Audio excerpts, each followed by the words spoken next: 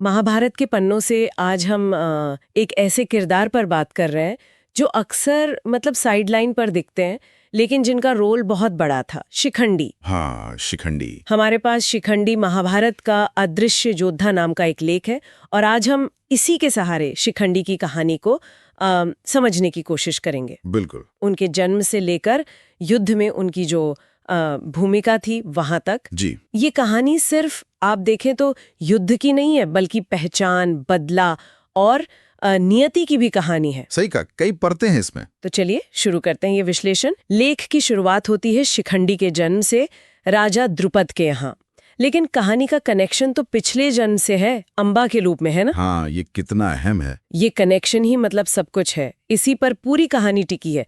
अंबा, आपको याद होगा, काशी की राजकुमारी थी। हाँ, 3 बहनें थीं, अंबा, अंबिका, अंबालिका जी, जिनका भीष्म ने स्वयंवर से हरण किया था अपने सौतेले भाइयों के लिए। हाँ। लेख इस बात पर भी जोर देता है कि अंबा की अपनी मर्जी थी, वो राजा शाल्व से प्रेम करती थी। अच्छा। लेकिन भीष्म का जो हठ था और उनका वो ब्रह्मचर्य व्रत, उसके आगे अंबा की इच्छा मतलब कुछ भी नहीं रही। जब भीष्म ने उन्हें अपनाने से मना कर दिया और फिर शाल्व ने भी नहीं अपनाया। हाँ, क्योंकि वो भीष्म द्वारा जीती हुई थी। बिल्कुल। तो अंबा के पास अपमान और सिर्फ बदले की भावना रह गई। उनका जीवन जैसे बिल्कुल बिखर गया। और इसी अपमान की आग ने उन्हें वो रास्ता दिखाया, तपस्या का। हाँ, बिल्कुल। लेख यही बताता है कि अंबा ने फिर बहुत कठोर तपस्या की। बस एक ही लक्ष्य था, भीष्म से बदला। शिव जी से वरदान मिला उन्हें। जी। भगवान शिव प्रसन्न हुए और उन्होंने वरदान दिया कि अगले जन्म में वही भीष्म की मृत्यु का कारण बनेंगी। और इसी वरदान से अंबा ने फिर द्रुपद के घर शिखंडी के रूप में जन्म लिया। ये दिखाता है कि कैसे एक मतलब तीव्र भावना, एक प्रतिज्ञा जन्मों का फासला भी तय कर लेती है। सही बात है, नियति कह लीजिए। ये तो वाकई मतलब गजब का ताना बाना है नियति का। लेकिन कहानी में एक और बड़ा ट्विस्ट है। जैसा लेख में भी है, शिखंडी का जन्म तो कन्या के रूप में हुआ था, पर बाद में उन्होंने पुरुष रूप ले लिया। हाँ, ये शिखंडी के जीवन का एक बहुत ही अनोखा पहलू है। लेख के हिसाब से उनका जन्म राजकुमारी शिखंडिनी के नाम से हुआ था। शिखंडिनी, ओके। जी। लेकिन फिर बड़े होने पर उन्होंने एक यक्ष थे, स्थूणाकर्ण नाम के। स्थूणाकर्ण, हाँ। उनके साथ अपना लिंग बदला और वो पुरुष बन गए। और ये बस कुछ समय के लिए नहीं था? नहीं, लेख कहता है ये स्थायी था। कम से कम युद्ध के अंत तक तो वो पुरुष रूप में ही रहे। अच्छा। और लेख ये भी इशारा करता है, ये बदलाव सिर्फ शारीरिक नहीं था, ये उनकी पहचान और उनकी क्या कहते हैं डेस्टिनी, नियति से भी जुड़ा था। और यही बदला हुआ रूप कुरुक्षेत्र के मैदान में फिर डिसाइसिव साबित हुआ, है ना? बिल्कुल। ये उनके जीवन का शायद सबसे महत्वपूर्ण मोड़ था, जिसका सीधा असर युद्ध के नतीजे पर पड़ा। कैसे? भीष्म पितामह के कारण। हाँ। भीष्म पितामह जो अपने धर्म और अपनी प्रतिज्ञाओं से बंधे हुए थे, वो जानते थे कि शिखंडी असल में पूर्व जन्म में अंबा थी और मूल रूप से स्त्री के रूप में जन्मी थी।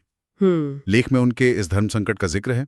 उनकी प्रतिज्ञा थी कि वो किसी ऐसे व्यक्ति पर शस्त्र नहीं उठाएंगा जो स्त्री हो या स्त्री रह चुका हो। हाँ, जी, बिल्कुल। और फिर आया कुरुक्षेत्र का वो क्षण, जब शिखंडी भीष्म के रथ के ठीक सामने आ गए। हाँ, वो क्षण जब मतलब पूरी कहानी बदल गई।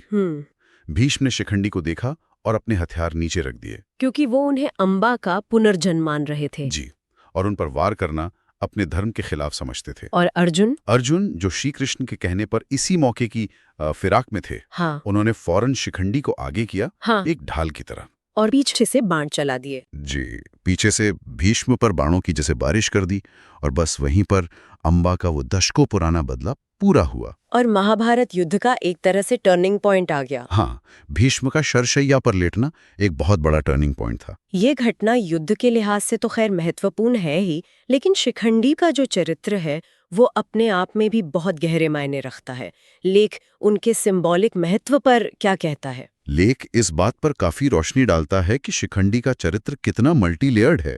वो सिर्फ मतलब बदला लेने का एक जरिया नहीं थे। उनका जीवन लिंग और पहचान की उन ट्रेडिशनल धारणाओं को चैलेंज करता है जिन्हें हम अक्सर फिक्स्ड मानते हैं। जैसे आज हम शायद जेंडर फ्लूइडिटी या लिंग की तरलता कह सकते हैं। शिखंडी उसका एक बहुत पुराना लिटरेरी उदाहरण है। अच्छा, ये इंटरेस्टिंग है। हाँ, लेख इशारा करता है कि कैसे महाकाव्य में ऐसे चरित्र जो स्थापित सामाजिक और लैंगिक सीमाएं हैं, उन पर सवाल उठाते दिखते हैं। तो वो न्याय की तलाश और अपने संकल्प पर टिके रहने के भी प्रतीक हैं। तो क्या लेख ये कहना चाह रहा है कि महाभारत जैसे जो पुराने ग्रंथ हैं, वो पहचान को शायद हमारी आज की सोच से ज्यादा कॉम्प्लेक्स और फ्लेक्सिबल तरीके से देखते थे? देखिए, सीधे तौर पर हाँ जाना कहना तो मुश्किल है, लेकिन शिखंडी जैसे पात्रों का होना ही हमें सोचने पर मजबूर करता है। सही बात है।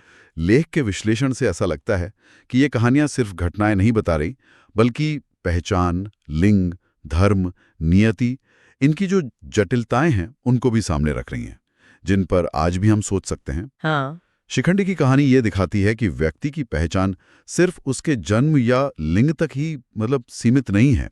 उसके कर्म, उसका संकल्प, उसकी नियति, ये सब मिलकर उसकी पहचान बनाते हैं। तो हमने देखा कि कैसे अम्बा का प्रतिशोध शिखंडी के रूप में पूरा हुआ, कैसे उनके जीवन के जो ये असाधारण मोड़ थे, उन्होंने उन्हें युद्ध में एक यूनिक जगह दी और भीष्म जैसे महारथी के पतन का कारण बने। बिल्कुल। ये कहानी हमें याद दिलाती है कि महाभारत के हर किरदार की एक गहरी और कॉम्प्लेक्स कहानी है। शिखंडी सिर्फ एक योद्धा नहीं थे, वो नियति, न्याय और पहचान की एक चलती फिरती मिसाल थे। जी, अंत में एक विचार सोचने के लिए छोड़ा जा सकता है। शिखंडी जैसे चरित्र जो किसी बने बनाए ढांचे में फिट नहीं होते, वो हमें प्राचीन कथाओं को और उनमें जो इंसानी अनुभवों की विविधता है, उसे समझने के लिए किस तरह की नई दृष्टि, नया नजरिया दे सकते हैं।